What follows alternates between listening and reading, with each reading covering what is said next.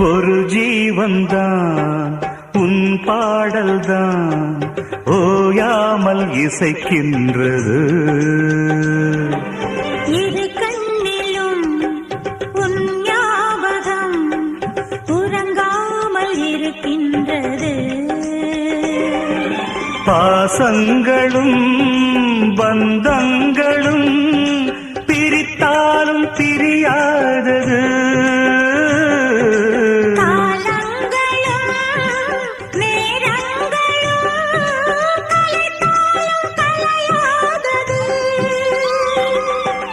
ஒரு ஜீவன்தான் உன் பாடல்தான் ஓயாமல் இசைக்கின்றது.